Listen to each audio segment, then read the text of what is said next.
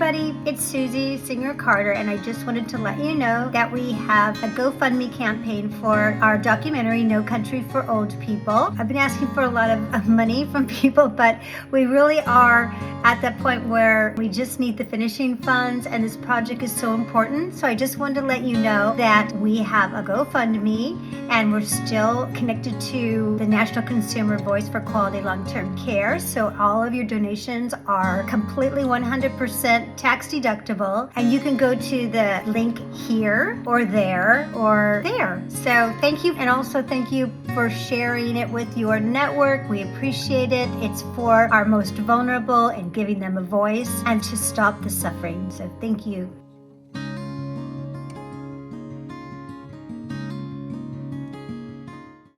When the world has got you down. Alzheimer's sucks. It's an equal opportunity disease that chips away at everything we hold dear. And to date, there's no cure. So until there is, we continue to fight with the most powerful tool in our arsenal, love. This is Love Conquers Alls, a real and really positive podcast that takes a deep dive into everything Alzheimer's, the good, the bad, and everything in between. And now, here are your hosts, Susie Singer-Carter and me, Don Priest. Hello, I'm Susie Singer-Carter. And I'm Don Priest, and this is Love Conquers Alls. Hello, Susan. Hi, Donald. How you doing? Well, as you can tell, I sound a little different today, just slightly different. Oh, my God. I hope everybody's doing well. I hope everyone's doing well. Don and I got struck. We got side-struck. We got sucker punched by the norovirus. Norovirus. Yeah. And that's why my voice is down here because of, well, let's say they call it the Technicolor yawn, or screaming into the porcelain microphone, let's say. My voice is virtually gone. Sorry for that visual, but... Ew, gross. I know, sorry. I'll just say that I felt like I was reenacting Bridesmaids. That's all. I'll just tell you right now. Oh my. That's all I'm going to tell you, because, oh my God, you guys, the norovirus is brutal. It's no joke. And I got it the day after my birthday, after my little ones came and visited me and brought me presents and left me with a bonus present of the norovirus. Yes, happy birthday. Thank you. Thank you oh so my much. Goodness. Yeah. Anywho, we're over it, sort of. It's been a couple, like 5 days of yuck. Of good time fun. 2 days of real yuck, but then 3 more days of You just don't feel great after. Yeah. You don't feel great. So don't get it. So what we're saying is don't get it. It's very contagious. Do not get it. Wash hands, and be careful of little ones, because it comes from daycares and preschools. Ugh. All right. Anyway, So Don, let's change subject and go and see. I'm speaking all millennial because, like I said, let's change subject because subs. We have a millennial. I don't think that's a thing. It is. Subs? You're just old. Yeah, you're just subs. What do I know? You don't. You're Papu, which is grandpa. Papu is grandpa in Greek, and I said that because appropriately our guest who is coming up is Greek. That's fantastic. See how I did that? I played that all together. So and she's wonderful. My good friend. Should I tell everyone about her? Should I? Well, I guess go. Why not? Jump on in. Maria Kent Beers is the co-founder and co-host of the Remember Me podcast plus community. Maria's desire to share her mother's story and her experience as a caregiver led to the creation of her podcast that explores the world of brain health, Alzheimer's, and frontotemporal dementia, or FTD. Along with her co-host Rachel Martinez, Maria has become an important resource supporting a community of families and caregivers who are navigating this devastating and often misunderstood disease. She has served as a guest speaker at Alzheimer's and caregiving conferences around the world and continues to be a beacon of knowledge and guidance for others on the FTD journey. And with that, let's welcome Maria Kent Beers. Hello, Maria. Hi, thank you so much for having me today. Hi, Maria. It's so nice to meet you. You're so adorable. Thank And you. yeah, and if you're not watching, you should because she's very sweet and like sunshine. Thank you. Sunshine You in are. Boston. That's saying something. Yeah, you bring the sunshine to Boston. That's good. Yes. That's good. So we're really happy to have you here, and it's interesting because your story, well, like most of our stories as caregivers, it's very similar to mine in even time wise, almost. As far as Wow. caring for our mothers and with different diseases, but yet very similar. Your mom with frontotemporal dementia, my mom with Alzheimer's, and you lost your mom in 2020, right? Yes. End of My 2020. Yes. condolences. End of 2020. Thank I just you. lost my mom in July 22 last year. Mm, So, so and it's a recent. journey. It's a journey, right? Thank you. And you started a podcast in 2020, as did we, which is Awesome. amazing. Yeah. And I love that you took your experience and made it into a positive and made it into a giving, forward. And that's Felt like I had to. Yeah. What else can you do? it's the best, but it's the best thing. It's either that or you just go, I'm done, and you walk away. Yep. Hmm. And then what good is Exactly. that? What And then you kind of live in that. You can live in that grief, because you don't talk about it. You kind of just bury it, and that's not good. Absolutely. I feel like there's two paths, and I decided to channel some creativity and healing into this project, and it's really helped me a ton and That's others. Thank beautiful. God. Well, so your mother is Mamalia. Is that how I pronounce her name? No. It's Amalia, but don't worry, nobody Amalia. ever knows how to say it. It's a very Greek, old school, traditional Greek name. And my mom actually always used to tell me, don't ever name any of your kids Amalia because nobody can say that name. And I'm proof positive. There you go. I mean, it's Yes. much. Amalia is much better. God bless your mom if she's listening. Amalia is beautiful. I just bastardized it. That's all. Well, I do know how to say grandma in Greek. Yaya. Oh yeah, Yaya. You got it. Yaya. Yaya. I just lost my Yaya actually a couple months ago, but she was 94 Oh, and a whippersnapper. So I yes. love it. Oh, I love it. My friends are Greek, and I loved my friend's parents. But all the kids called them Yaya and Papu. So, Yes, I love right? that. Yeah, I love Yes. it too. I love it too. Well, just tell me a little bit about, or a lot, whatever you want to share with us, about your journey because you're young and your mom was young, and just give us Hmm. how did this all start for you? You in your bio it talks about you loving to create and be creative and Hmm. edit, and so where were you when your mom was diagnosed with FTD in your life? It feels like a million years ago, but it wasn't that long ago. I had just gotten married. It was 2015, and I was just kind of in that fun, like we were living in Boston, down in the city, and just, that newlywed life and newlywed bliss. And we were all scratching our heads, me and my siblings, my husband, my dad, like something's not quite right with my mom. Um, she was the glue of our family. She was bubbly. You were saying your mom was funny. My mom was so funny, and just such a light. And she was becoming very withdrawn and alarmingly was like losing her words. She was replacing words with the wrong word.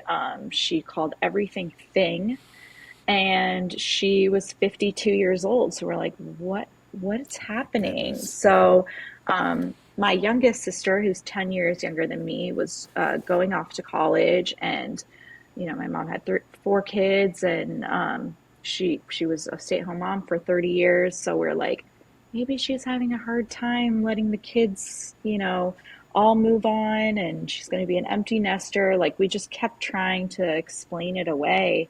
We thought, I know this is so common, is she depressed? Like all the things you go through to say what's happening to my person.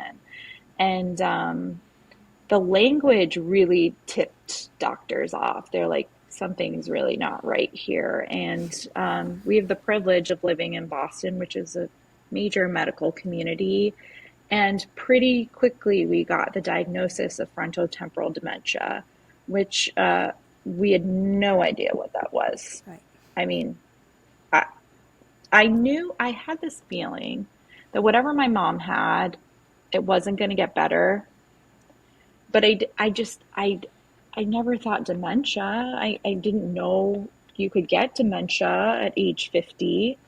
I just, yeah, it was like one day my life was one way, and then like the next day my world was like completely upside down. Like, what does this mean? And yeah, it was such a whirlwind of like, okay, like, what does this mean for our family? What's a life like? What even is this? Never heard of this before. And Right. so, yeah, I could go on and on and on. So please interrupt me if you need No, no, to. but well, it's very interesting for me because, yeah, I think most of us, especially if we're close knit family, and like I know my mom so well, and I started seeing the signs way early in my mom when she was like in her late 60s, and then all my family kept going, dismissing it. It's everyone Yep. forgets, everyone gets confused, da da da da. But I saw changes in her personality, and she was getting frustrated, and I could see that. And like in the film that we made, that we do a scene about my mom.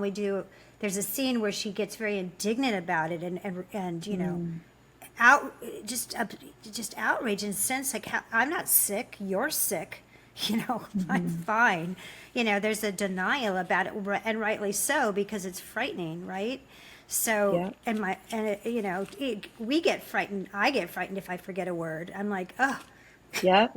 right? Is it happening to me now? Yes. We talk about that Exactly. so much in our little podcast FTD community, is like, oh no, is it coming for me too? It's just, yeah, It's it's a scary. world I never thought I'd be entered into, especially at this age. It just, yeah, it was honestly so traumatic. So Like, traumatic. just, Do you mind me asking yeah. your age? And you don't have to tell me if you don't want to. Oh my But it's God, you can ask me anything. I'm like, wow, how old am I? I'm 35.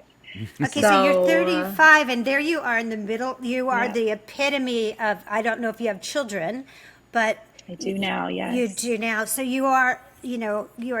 Exactly the definition of a sandwich generation. I was on the Yep. tail end of it because my daughter. I have two daughters, but my one daughter was in college and my other one was 16 when I had my mom move in with me. So it was like, and I was going through a divorce. So it was like, oh my Oh God, my I'm in the God. middle of my life. And it's like, Yep. how is this happening? And I, like you, knew nothing about any kind of dementia at all. I mean, as Yep. far as I was as dumb as it gets. I was like, oh, senility. That's what I thought dementia was. Right. I didn't know anything. I didn't know the nuances. I didn't know anything about And it. how would you? Nobody talks Oh, about it, you who know? wants to? Nobody wants to Why? talk. Yeah. Why would you? Right. Yeah.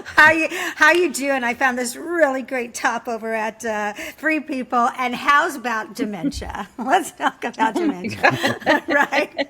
Yeah. I love that. I need that.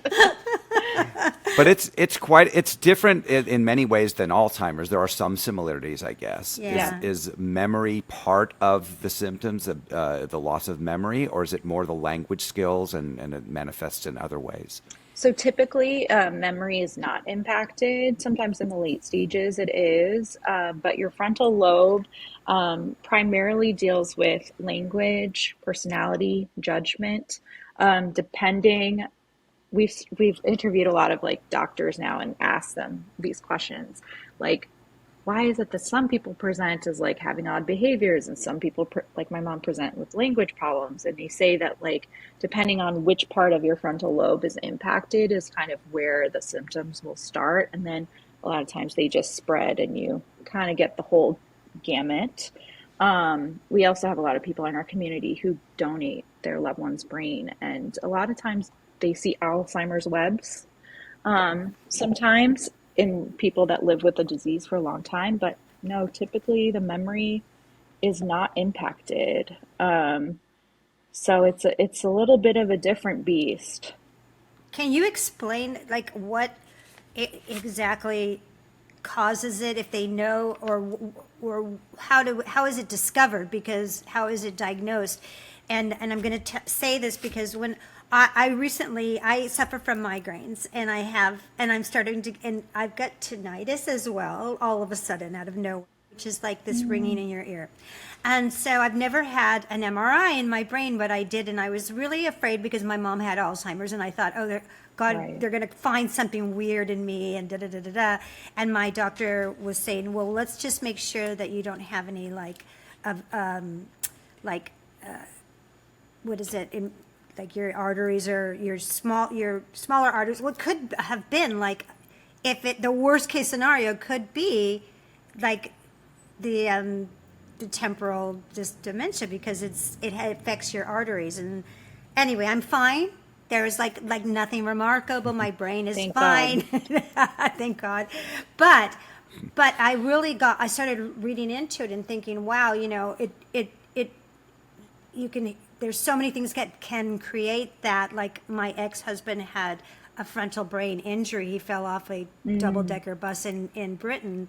And I know that he manifested a lot of the same issues that people with FTD have, in terms of personality, in terms of his language, he had a lot of difficulty, you couldn't interrupt him speaking, or he'd lose his train because he'd lose his words and things like that. So, Yeah, to answer your question about what causes it, so there is a small, I don't know how to quantify it because the statistics change all the time, but there is a population of people living with this disease that have it genetically inherited. Um, the FTD, scientists and experts have identified, I believe it's 4 genetic mutations now. So there is definitely a genetic component to this disease, but that's not the majority of cases. The majority of cases is what they call multifactorial, and they don't really know yet. It could be a variety of factors. We did do genetic testing for my mom, and we talk a lot about this stuff on our podcast just to try and destigmatize it a little bit. We did genetic testing, and my mom did not have like a known genetic cause. So we don't know. We don't know why this is it horrible strokes? thing happened. Is it high blood pressure? I mean, is it high blood pressure? Is it diet? Is it like They're cholesterol? trying to find out. They don't know.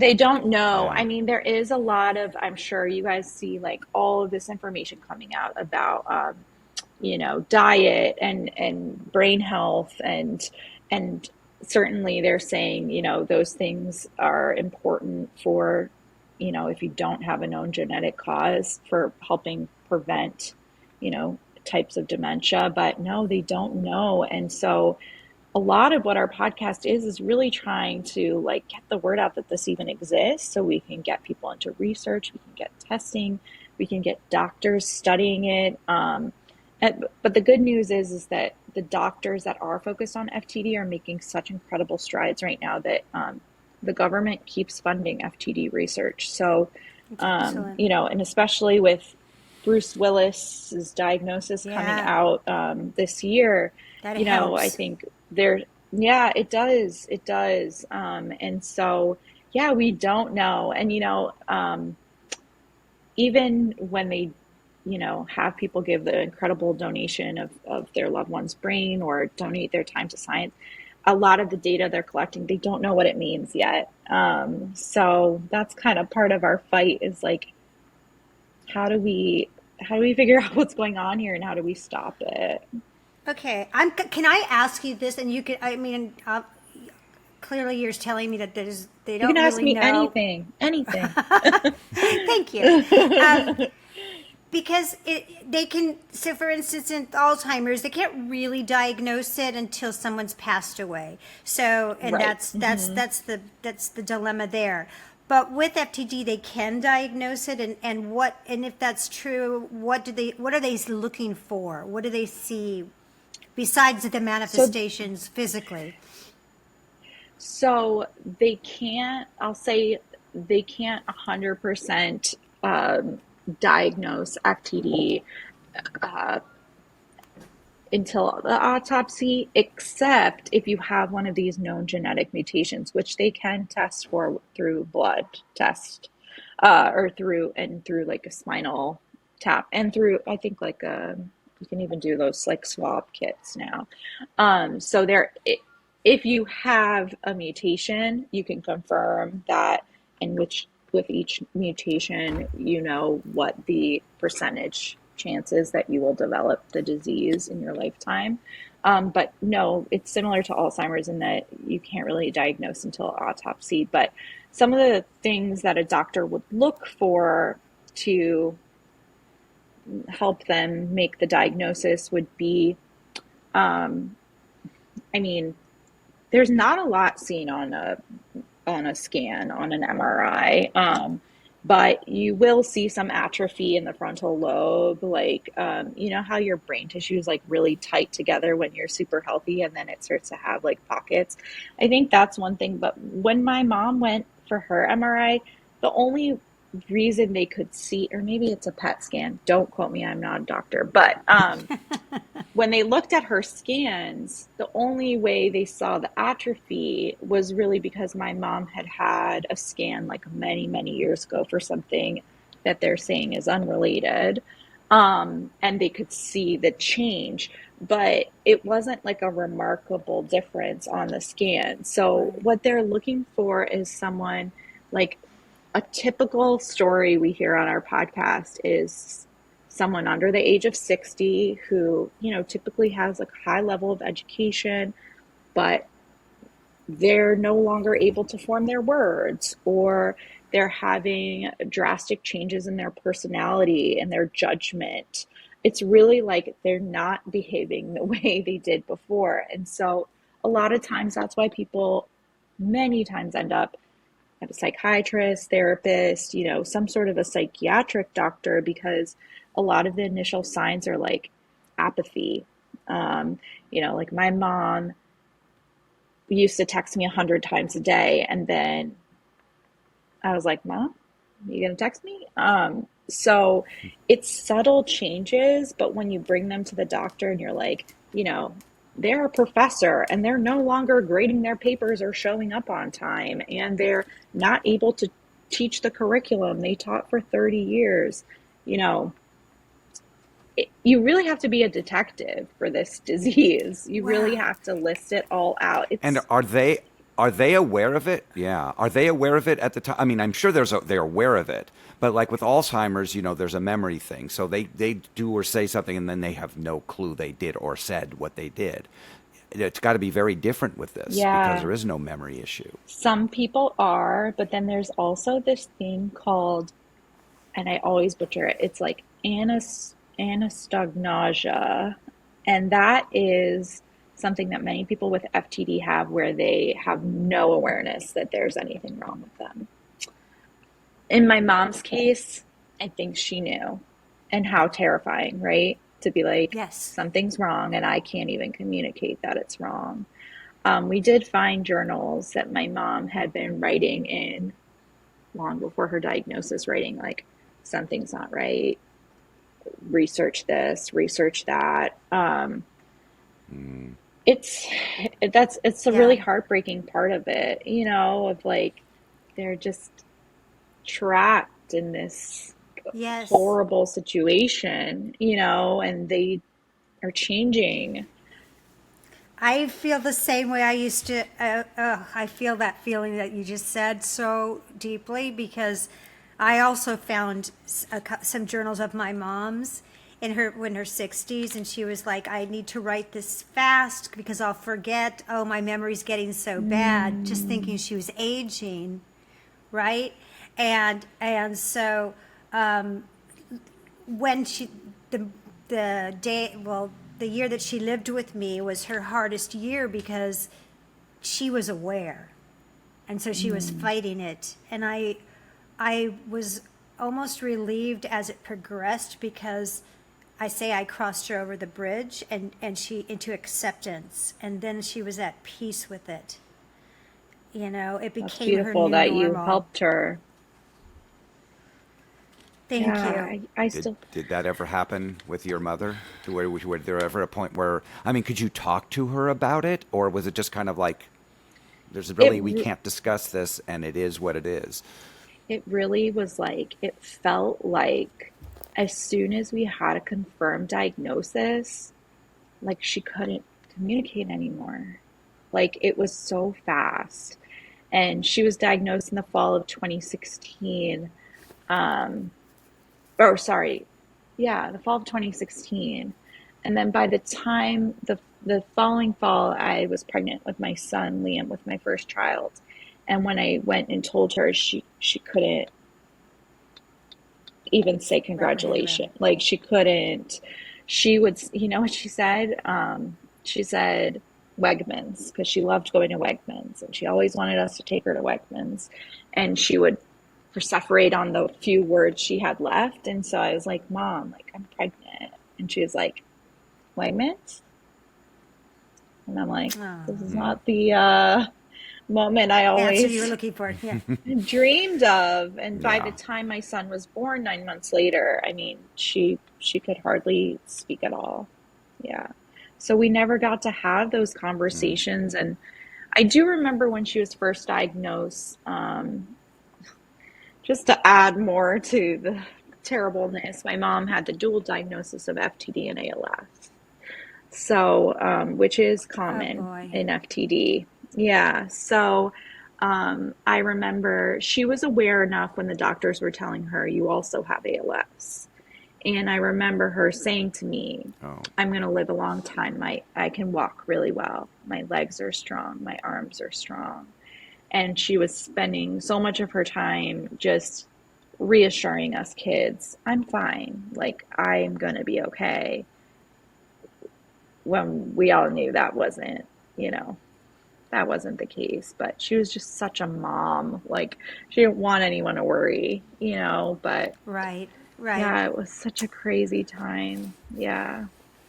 She ended up passing at a very young age with Alzheimer's. It eventually just, it just everything deteriorates physically. And is that the same with FTD? I feel like this is my answer for a lot of things. It depends. There's so many different presentations. So my co-host Rachel, her dad lived with the disease for 12 years. And it was a very slow progression. And in the end, and we talk about all this on the podcast, we're open books. In the end, he, was wheelchair bound and, he started having some issues swallowing, and ultimately he had Mm. aspirated, and that was kind of his decline. Whereas my mom was, diagnosed to passing was 4 years, and she had the ALS component, and ultimately the ALS really took over. She Right. struggled to breathe, to walk, to like her muscles just gave out. And that is Oh, common in FTD patients that can happen. But there are some people who live with the disease for 20 years and they're ambulatory. And ultimately, Mm. we actually asked on our podcast if people are comfortable sharing like the end, just because we want to like destigmatize it and I don't know, almost have a roadmap for people like it could look like this. yeah. And a That's lot of why I was times asking. Yeah. yeah, it's a lot of times it's issues with swallowing, um, and just, yeah, it's kind of similar to end stages of Alzheimer's, of like It really their sounds like body it, yeah. just kind of starts to shut down. Yeah. And there's a lot of issues too, like with, and I know this is like common with Alzheimer's too, is of just like hygiene and being able to, feed, bathe, clothe yourself. And, sometimes some of the hygiene issues people, develop UTIs very commonly. Oh, yeah. Um, yeah, which can be like a really scary situation really fast. And when you have someone who develops a UTI that can't communicate, it's very hard to know that they need, medication and stuff. And so, Oh, yeah, it's yeah. very similar, I feel, to the same end stages, but the progression, it looks so different with every person. Like we talked about it like they're like long, like wide stairs. Like sometimes you're in a stage for a really long time and then you go Yep. down and then you're in that stage for a long time and then Mhm. down. But then sometimes things happen and like I felt like the pandemic, like once my mom was isolated, I just felt like I saw a big change at that point. We all So, did. We all did. Yeah, yeah, we all did. It was really the demise of so many people. And yeah, I watched my mom over Zoom just slip away mm, because I couldn't see her, and it was like, it was awful. It was just awful. But I Yeah. think I think what they say about Alzheimer's patients. If you've met one, you've met one, and yeah, that's really exactly. what it is, right? And yes, Yep. there are similarities, but I, when I hear you talk, I wonder, and this is something that we're addressing in our documentary, No Country for Old People, because there is a lot of stigma and ableism for people with dementia, of any kind of dementia. Hmm. And then when you couple it with being older, your mom was young, God bless her heart, because she was too young for sure. But there's a lot of stigma with those two biases right there. But and I maintain this, and I know this. My mom had Alzheimer's for 16 years, and so I watched her progression, and I know her. And even as she was losing her ability to articulate with words, she was there. Hmm. And you Yep. as a mother would know that when you communicating with a child who doesn't have their language yet, they're there. You're Yep. communicating on a different level, right? So did you find that with your mom as well? And yes, you're right. There are these like staircases Yeah. of development, but there's also those moments of lucidity where even if they don't have their language, you're there with them and you are communicating. Because I could get my mom to laugh, I could get Oh, her to yeah. cry, I could get her to sing with me, even though the words weren't coming out. But she was there, and the love was there, and her enjoyment of her family was there. So did you also feel that with your mom? 1,000%. Yes. And I feel like we like to talk about that a lot because I think sometimes it's very intimidating being around someone living with dementia. You don't know how to act and you don't want to do or say the wrong thing, or you don't know if they're understanding, but like they're still there. There's still a person. That was still my mom. And so, oh my gosh, we would blast 80s music. One of my routines was I somehow negotiated with my job to work from home on Thursdays. Now working from home is like, everybody works from Yeah. home, but that was a big deal um, pre-pandemic. And I said, I want to spend Thursdays at home with my mom and I want to make her Aw, lunch and I want to, you're so sweet. and we would, our little thing every Thursday was we would drive through the Starbucks drive through and we would blast 80s music and I would make like horrible jokes. Like her humor got pretty like simple, but like still like she would cackle. And I put on her 80s music that was like from her heyday of college. And yeah, we laughed and I could tell even to the very end, I mean, I don't know if she in her mind could say, that's Maria, that's my oldest daughter, but like she knew me, like Oh God, yeah. Hmm. she knew I was there, and you could just see from her eyes, and the other thing that was so beautiful, make me cry, but she was so attached to my dad. I mean, like she couldn't communicate, but like her eyes were always on him. She always wanted to be with him. You could tell she was more at ease when she was with him. Hmm. And he, oh my God, he took her here, there, and everywhere. He did not say we're going to be confined to a room, to a bed. We took my mom to Ireland. He would drive her up to the beach in Maine. We took her out to Nebraska to see her sister. And let I me tell love you, it. these things are not easy at all. When you're I traveling with know, someone I who know. cannot follow commands, it's very stressful. Hmm. And she had some odd behaviors, and people are looking at her like she doesn't look sick.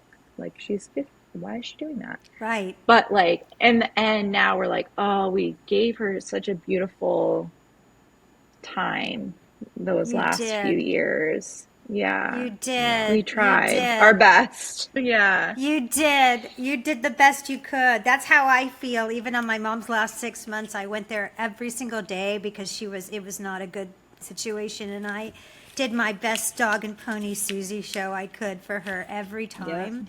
Like full on concert of my mom's older than your Oh mom, yeah. so I was doing Neil Diamond, and I was blasting the Neil Diamond and blasting the Tony Bennett, and Oh, I I by the love end I that. knew every word by heart because I would sing it because my mom was a singer, so I'd just be singing along. All the nurses would come by and go, "Oh, the concert's on! Everybody, come on!" Oh my God. That's the But best. I You have to try. take on the conversation, You have to be You talking I back was and forth exhausted. and I would be yeah. exhausted. Exactly. I really mean it. It was a show. I mean, I'd walk in and go, "Good I morning, love mommy. it. What's going on?" Oh, And like, and oh. tell her the whole story. I would tell her the story of her life all the time, and she I love loved it. that. I'd tell her, "Yeah, all the men loved you," and she'd go, like, because you just make her feel good about herself all the time. You as the caregiver, this is I just wanted to talk about something because Susie discovered, and she could tell you this better than I can, but she discovered at the beginning she thought she was going to solve this, she was going to, fix it. We're going to defeat this together, blah blah blah. And the frustration came when Susie kept trying to draw her back into our world. Hmm. And she found that the big shift was when she leaned into her world. Did That's that did beautiful. that process happen with you also? I would say at the very, very, very end. Um, I have so much knowledge about this disease now because of what I've been doing with Remember Me for 3 years. I did not have that awareness and knowledge and like maturity at that time. Yeah. I got very frustrated. I, yeah, my mom always like, me and my mom were both like rule followers. So, like, I'll give you an example. Like, so my mom raised us going to church every Sunday, and my dad made it very important for her to continue to go to church. And he serves an altar. He's a deacon in our Greek church. And so he would need someone to sit with my mom. And in the Greek church, I don't know if you've ever been, but you're not supposed to talk. You're not supposed to move. It's not a chatty place. It's a very keep to yourself. And I would take my mom to church and she would want to hug all the people in all the pews. She want to go up instead of kissing because she lost like the ability to like purse her lips. She would touch people's Pucker? Yeah. faces. Yeah. And she would like go up to people like, and it literally gave me so much anxiety. And I'd be like, Mom, you need to be quiet, you need to sit, you need to do all these. And like it took me so long to let go of that and just be like, she's living with dementia. Like I wish I could say like I did have an aha moment, but a lot of those like came later. So after my mom passed, the priest at our church like went up and spoke about her once everybody kind of like started going back to church again, because she died during like the height of the pandemic. And the priest talked about how many people loved that my mom would go up and touch their faces. And a lot of people thought like they were the only one. Like they would be like, Hmm. she really liked me. Like I was special. She always came to my pew. And here I was like so anxious. Like my mom always taught me like you behave in church, and like she was showing people so much love that they appreciated. So, you know, I wish I had leaned into it more. I wish I had just accepted this is my mom. This is how she's expressing herself now. And other people were able to see that. Like the priest was like, she showed everyone love by touching their face. And like literally when she would do that, I'd be like, "Ah, stop, mom." Right? Like I was so Your embarrassed. embarrassment. Your Yeah. embarrassment. I Yeah. was I so embarrassed. I was so anxious. And they were loving it. Right, right. That's So exactly I how I learned it wish. too. But you're not alone because I had the same. I just had my mom longer, so that's the difference. I had her longer, so Yeah. my epiphany happened later. I had more time to have my aha moment because. Honestly, when I moved my mom in with me, and I was, I'm a filmmaker, and I'm living in this live-work loft situation here in Los Angeles, where it's almost like living in a studio, and you have like valet parking, and people have got their garages really aren't their garages; they're often their offices. And my mom is very, very social anyway, and now she has no filters at all, and Right. she's off and running every day and loving on everybody. And aren't you great? And you're good looking. And hey, honey, da da da da. And I'm literally dying. Like I'm dying. I'm like, what did I do? People are going to hate me. They got work to do. When I finally had to move my mom into assisted living, and I mean everybody said, we miss your mom so much. Can we miss her? We loved her so much. She was such a joy to everybody. And so I think that, we know our loved ones as we picture them and we have them in a box. And that, so I got to learn so much from my mom, like I did actually from my daughters, like you will from your children, is that I remember my oldest daughter being that way with other people, so open and so, hi, what's your name? And touching them and loving on them. And I think, Joey, you shouldn't do that. You shouldn't do that. And then you realize, no, why shouldn't you do that? Not enough people get love.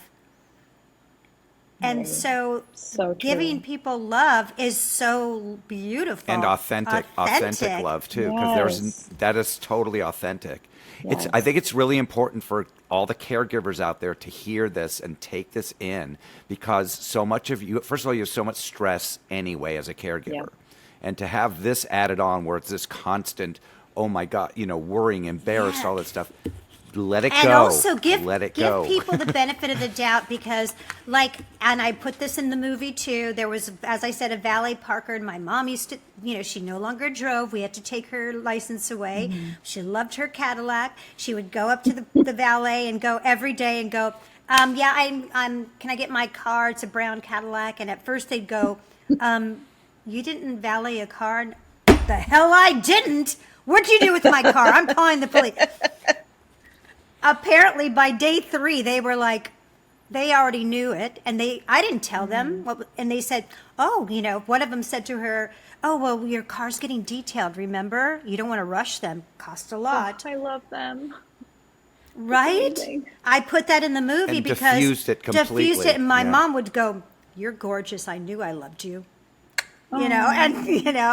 And that's what happened, right? And so what we have to do as caregivers is trust our loved ones, trust other people to have enough empathy and to have enough vision to be there, to be able to deal with it, to confront it. And if they can't, that's their problem.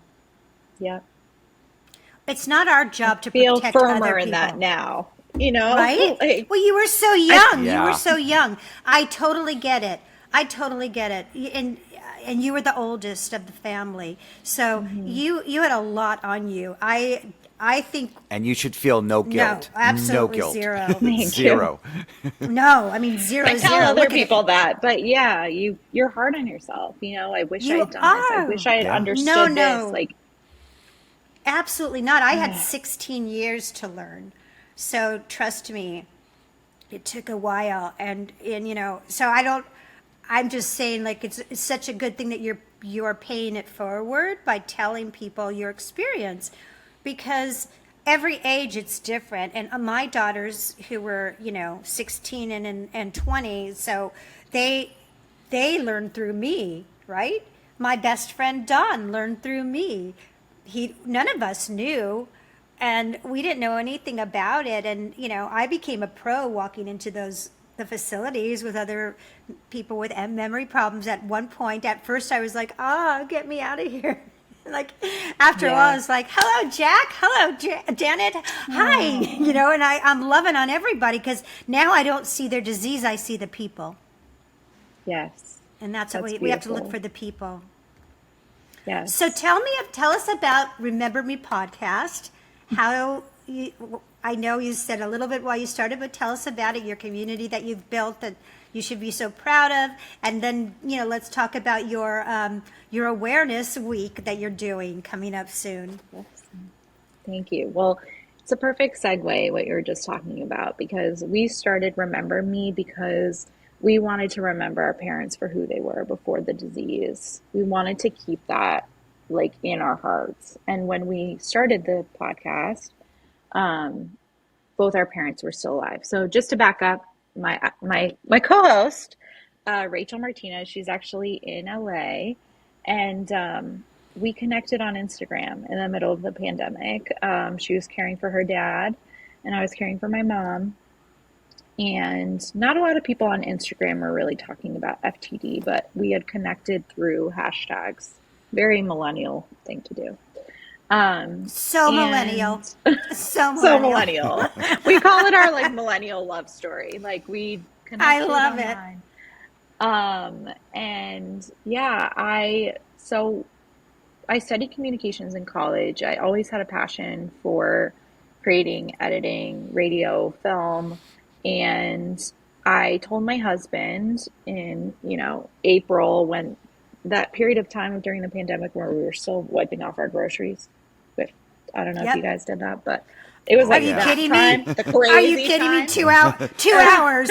2 hours. It took us the first time we did it 2 hours of wiping. Yeah, it was a wild time. We weren't leaving our homes.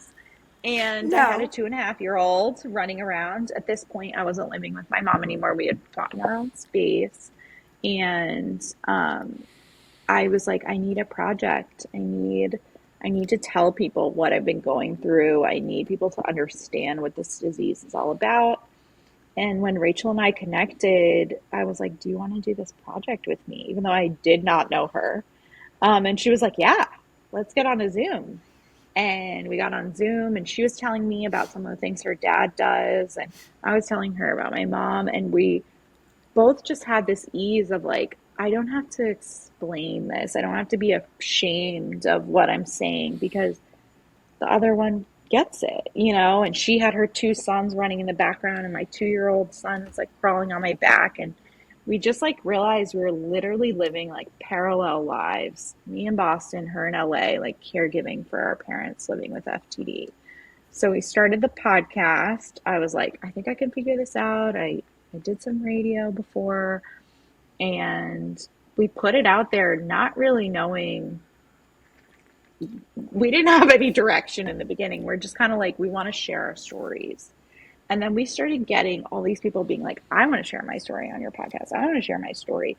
And then experts being like, I really like what you're doing. Can I talk about my research on your podcast? And like, it just started growing and growing. And then Rachel's father passed in November of 2020. And my mom passed in December 2020. And we kind of had this moment of like, Wow. Do we keep going?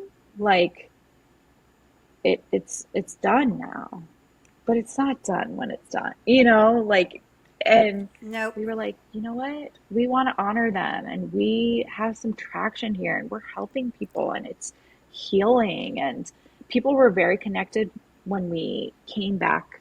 We took a little tiny break, like maybe a few weeks after both our parents passed. And we came back and we talked about like our grief. People started to get really connected to our stories and just our friendship of supporting each other through our grief. And I don't know, we thought it was very crazy that our parents passed like literally 1 month almost to the day. And so we had each other to like, I don't know, get through it. I know you don't get over it, but work through it. And then this just built and built and built. And now we're going into season 8. And we're doing a ton of advocacy work. The end of September is World FTD Awareness Week. And we have this plan to hit the streets in New York, Philly, and DC. And we're literally going to be going up to people, handing them the card of our podcast and saying, have you ever heard of FTD? Can I tell you about, my mom? Or, have you ever been affected by dementia? This is a podcast that, might help you. And so we're really like just getting out there, seeing, like talking to people and trying to connect. And then we also have some meetups scheduled with in each city where members of our community, our listeners, can come and we can meet. And so that's a very short version of like the work that we've been doing over 3 years. But yeah, it's been an incredible project, turn business, turn, I don't know, life's mission. And yeah, it's You're been in really your purpose. amazing. Yes. You found your purpose. Yes. Yeah. Yes. Definitely. How lovely. So That's lovely. Isn't that lovely? That's a gift your mom gave you. she totally did. She gave you that gift. Yeah, that's one of those. That's the silver linings that we always talk about. How do you find that silver lining? How do you take the good out of all that bad? Right. You have to. You have to. Otherwise, you can't survive. So your love for your mom and her love for you, and you gave you this information and because you're such a big old heart, I can feel your heart. Mm-hmm. So you're able to frame it in such a nice way, in a way that's it's palpable, and it will resonate And human. Yeah. Yeah. And so people will accept it and take it from you, and that's a gift. That's a gift. So Thank you. congratulations. Data just goes by us. You give information, sometimes data and information, but Yep. it's got to have the base of the heart, and that's what you're doing. Yeah.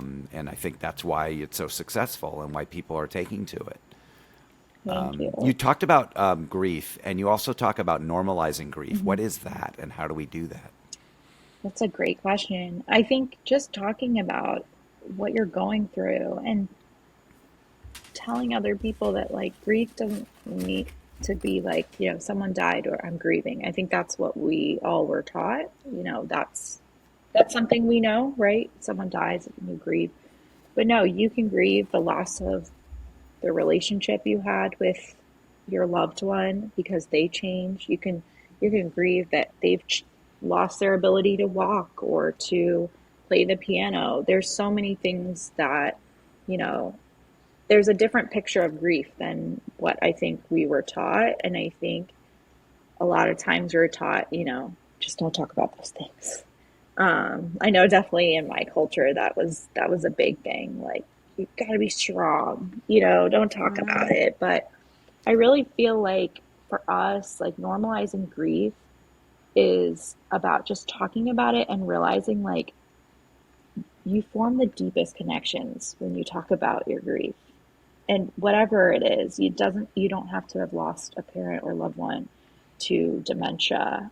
Just grief and getting into it and the vulnerability that comes with sharing, that's how you really connect with people. It's not, oh, you like that band? I like that band too. Okay, yeah, that's nice. But when you really get into it, it's helpful, it's healing. It just, overall, like we just wanted people to understand they're not alone. These feelings are normal. They're awful, but they're normal. And, you know, I know the whole dementia community understands like anticipatory grief is a thing, ambiguous loss Yep. is a thing. Like, Yep. um, you know, people don't understand, maybe on the journey don't understand that. So how can we just like keep having conversation about it? I think is kind of how we try and normalize it. And Mm-hmm. um, we talk about talking to our kids about grief. You know, we learn so much from little people. Now they Right? process and just, It's yeah, it's so true. and I think We we learn want to from both like, ends, yeah. From we our elders do. And I and think, from our children. and I think kids are just, I don't know, they also have like no filter sometimes. That's And, right. but they also just see the world in Hmm. such a beautiful way. And like seeing our kids go through their grief journeys and letting them know it's okay to talk about. We post on Instagram like some of the things our kids say because they're really young and like they're all boys and they'll say things like, "Is your mom still dead?" And we're like, "Okay, that's a lot for us to unpack there." But yeah, I mean, I think we're trying to change the conversation too with our kids because I know like the way I was raised is like you just don't talk about it, but I think that can create more anxiety in kids Oh because they know yeah, something's wrong. They know of something, they can course. feel it. And so to tell our kids, you know, it's okay to have these feelings. Let's talk about it. You know, how did that make you feel? Or also, like, how do we channel our grief in a beautiful way? Like, how do we remember? I know Rachel does with her boys on her dad's birthday. They call him Apu. They make Apu sundaes, his favorite, you know, ice cream sundae that has peanut butter in it. And that's how they think about him and talk about him and remember him. So it doesn't have to be all sad either. We can Right. carry It's a the traditions from celebration. them. My granddaughter, who's 3 now, but she was 2 when she finally got to snuggle with my mom. She'd only seen her on Zoom, and Oh, my mom wasn't really speaking at that point. She was, she was in bed, and Eden is her name, and Eden, I have video of it. We were just all blown away. Like it was like she had her relationship with my mom, and she wasn't really fully verbal yet either. But the two of them had their own conversation. She got into bed on her own, laying next to my mom, patting her, looking at her, kissing her. My mom was kissing her. They knew each other. And there was a whole lot of stuff going on. And to this day, they call her Without a Nanny. single word. Yeah, and to this day, my little granddaughter will say, she calls me Gaga, and she says, Gaga, oh, Nanny Normie's here, and I say, oh, is she? And she says, oh, oh yeah. my gosh. And I say, I love what does she that. say? And she goes, oh, she says she loves me. And I go, what else does she do? She gives me kisses and she sings. Well, she doesn't know my mom sings. So I'm just saying that I'm not just being a little ooey-oo here, but it's interesting, right? I'm into all of that. I love it. Okay. No, And she does it. And she does this all all the the time. She time, just says it out of nowhere. And my All grandma, the who looked time. like Hetty Lamar, I have a picture of her, who she's fascinated with. And her name was Rose, and she calls her Nanny Rosie. She, of course, never met her, and And she never met her. all Yeah. the time she goes, Nanny Rosie loves you. And Nanny Rosie says hi. She talks to both my mom and my grandma all the time. And I'm not that way. I don't talk about, this is just all on her own, just out of nowhere. So just throwing that out there to listeners. And everywhere. you. We were at the zoo with her once, and all of a sudden she says, "Oh, Nanny Normie is here." She says hi. Yeah. Oh my I mean, we're just gosh. walking around the zoo, so it wasn't related to her seeing a picture of her or anything. No, It was- so I mean, it's it's amazing. beautiful what we, and I just want, for me, my mission now is just to give people their dignity and their humanity throughout their journey. Whatever is going on with them, with their health, they are entitled to their dignity and their choices and their humanity, because they are there.